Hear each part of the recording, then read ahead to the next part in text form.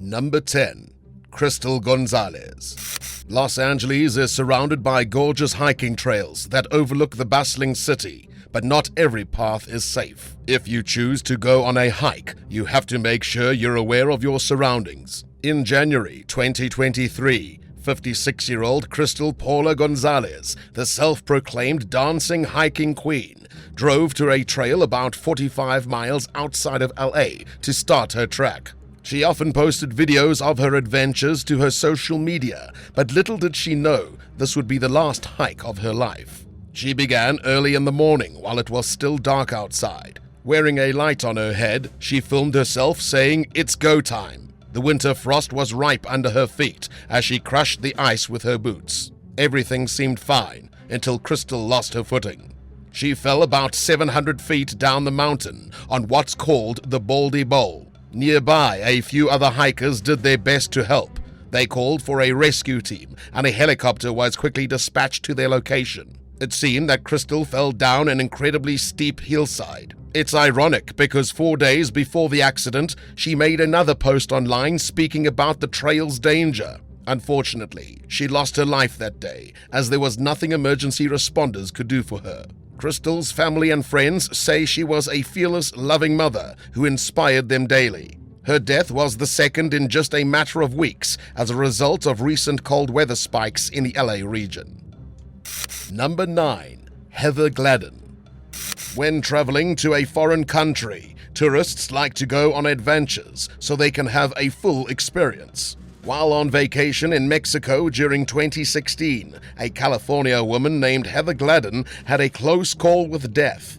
She was at the Nogolito Eco Park in the beautiful seaside city of Puerto Vallarta. Her and her husband booked an excursion to zipline there while their cruise stopped for a few days. As she rappelled over the lush mountains, Heather's gear malfunctioned. As she screamed out in terror, she fell about 500 feet into the jungle below. Miraculously, the tourist didn't break a single bone. While Heather was severely bruised from the zipline's cables and possibly tore her ACL, she was otherwise fine. The trauma she experienced during the freefall will likely stay with her for the rest of her life. In an interview with her local news network, KPIX5, Heather told them what it was like. She said that she was having the time of her life, soaring through the trees, when all of a sudden, the next thing she heard was breaking branches and leaves rustling. Her husband, Ryan, was waiting for Heather on the next zipline platform. He quickly realized something was wrong after a few minutes passed and she wasn't there.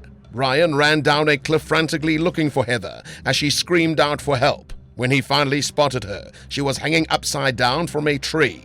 Luckily, the zipline company and the other vacationers helped her out safely. While Heather survived, her story should serve as a warning to travelers. The company in charge of her excursion has been very quiet since the accident and has hardly reached out to the woman at all. Number 8. Simon NELLIST. Most of our world is covered by oceans and water, which sparks curiosity in the minds of countless divers and explorers. In February 2022, 35-year-old Simon NELLIST, a veteran of the Royal Air Force in England, tragically lost his life. At the time, he was visiting a beach in Australia, where he settled down with his lover, Jessie Ho. As a diving instructor, he often trained and helped others discover a passion for underwater exploration. But a mere 500 feet away from shore, Simon was attacked by a shark. Witnesses on the beach watched in horror as he was attacked. There was little they could do in the situation. Simon had gone swimming with sharks in the water before. He didn't seem to mind or think danger was a possibility. This time, though, it was. His death marked the first shark-related fatality at Bungee Point since the 1960s. Law enforcement had to close down multiple beaches in the area for the public safety. While Simon's relatives don't think the shark should be punished, traps were set up in the water in order to capture any threatening creatures who got too close to the shore. Many were against this move because the traps being used often killed other animals. They were actually set to be installed at the beach a few weeks after Simon's death. The shark who took his life is believed to have been about 10 feet long. Experts say that it's possible the creature mistook Simon's wetsuit as some kind of prey like a seal. Jessie, the victim's fiancée, is heartbroken over her lover's passing. She and Simon had a wedding date set in the summer of that year, making the circumstances even more tragic. Number 7. Patrick FOURGEAUD.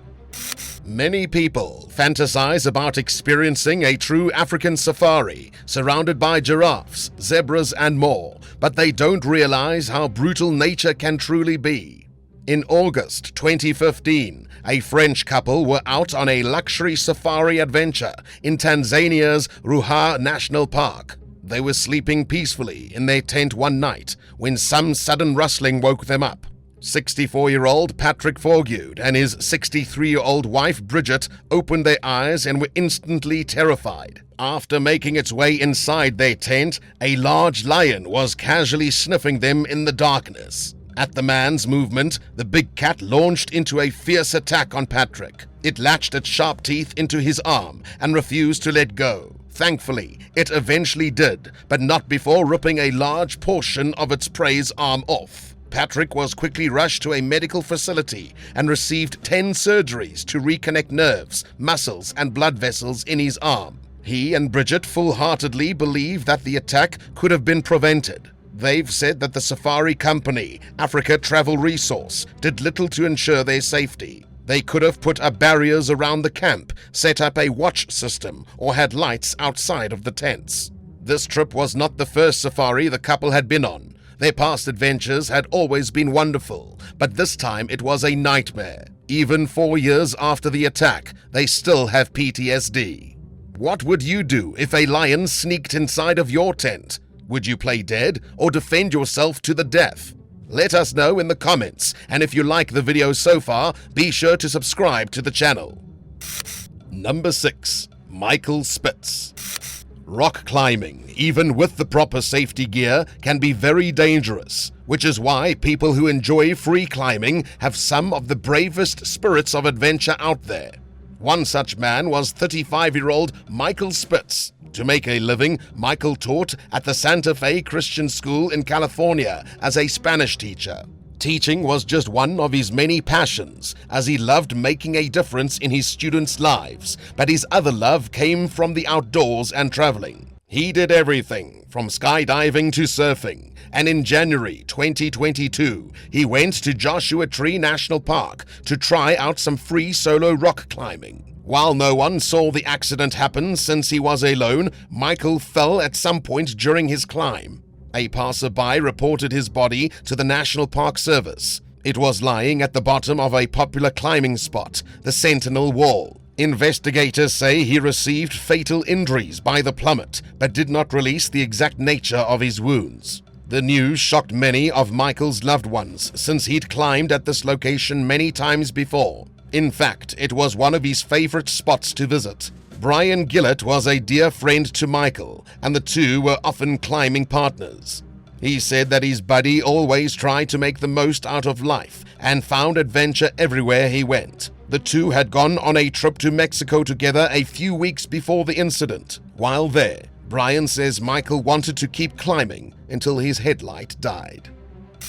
Number 5. Heather Glasgow. In February 2023, a 44-year-old mother from Oklahoma was tragically killed during a solo skydiving jump.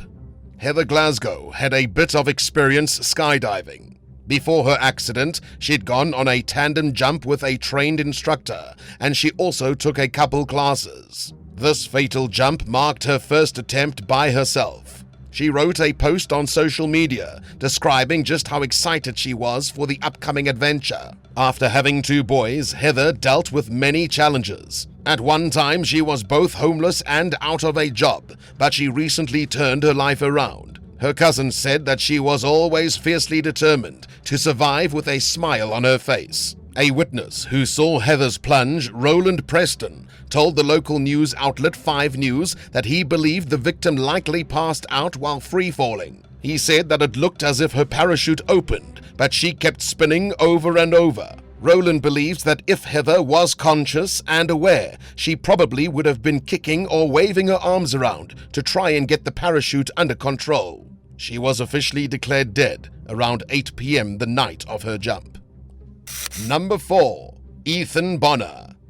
A 22-year-old urban explorer died inside a decrepit dairy facility after the roof gave in. Ethan Bonnar was born in Scotland, and through his life he developed a passion for exploration. In his free time, when he wasn't studying illustration at Plymouth University, he often visited abandoned buildings to take photographs and see what was inside. In March 2021, after climbing to the top of an old dairy factory, Ethan suddenly plunged through a skylight on the roof. He only fell about 20 feet, which wouldn't have been too bad on its own, but he landed hard on a concrete floor. The landing was rough, and he received a fatal brain injury.